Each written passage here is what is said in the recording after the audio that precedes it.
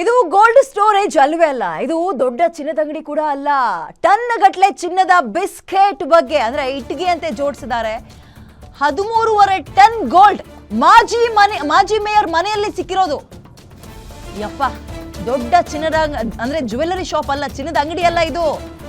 Rack ನಲ್ಲಿ ton ಗಟ್ಟಲೆ ಚಿನ್ನದ ಬಿಸ್ಕೆಟ್ ಒಬ್ಬ ಇಟ್ಕೊಂಡಿದ್ದ, ಇಟ್ಟಿಗೆ ಅಂತೆ ಜೋಡಿಸಿದ್ರು. ಸುಮಾರು 13.5 ಟನ್ ಗೋಲ್ಡ್ ಅಂದ್ರೆ ಏನು ಹುಡುಗಾಟನೇನ್ರಿ? ಮಾಜಿ ಮೇಯರ್ ಮನೆಯಲ್ಲಿ 23 ಓಕೆ ತಡೀರಿ, ಚೀನಾ ಸೇರಿ ವಿದೇಶಗಳಲ್ಲಿ ಈತನ ರಿಯಲ್ ಎಸ್ಟೇಟ್ ಕೂಡ ಇದೆಯಂತೆ. ಚೀನಾವನ್ನ ಬೆಚ್ಚಿ ಬೀಳಿಸಿದಂತಹ ಬೃಹತ್ ಭ್ರಷ್ಟಾಚಾರ ಪ್ರಕರಣ ಇದು. ಚೀನಾದ ಹೈಕೌನ ಮಾಜಿ ಮೇಯರ್ನಿಂದ ಅಕ್ರಮ ಸಂಪತ್ತು ಹೆಂಗೆ ಅಂದ್ರೆ, ಸರ್ಕಾರಿ ಒಪ್ಪಂದ, ಭೂ ವ್ಯವಹಾರಗಳಲ್ಲಿ ಬೃಹತ್ ಭ್ರಷ್ಟಾಚಾರ ಮಾಡಿ ಲಂಚ ಪಡೆದು ಶತಕೋಟಿ ಮೌಲ್ಯದ ಆಸ್ತಿ ಸಂಗ್ರಹ ಮಾಡ್ಕೊಂಡಿದ್ದಾನೆ ಈತನ ಮನೆಯಲ್ಲಿ ಸಿಕ್ಕಿರುವಂತಹ ಚಿನ್ನದ ಬಿಸ್ಕೆಟ್ಗಳನ್ನು ಗಮನಿಸ್ತಾ ಇದ್ದೀರಿ.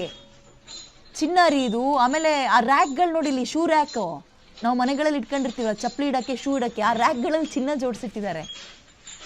ಈತನ ಅವ್ಯವಹಾರ, ಈತನ ಭ್ರಷ್ಟಾಚಾರ ಇನ್ಯಾವ ಪ್ರಮಾಣದಲ್ಲಿತ್ತು? ಚೀನಾವನ್ನೇ ಬೆಚ್ಚಿ ಬೀಳಿಸಿದ ಬೃಹತ್ ಭ್ರಷ್ಟಾಚಾರ ಪ್ರಕರಣ ಇದು.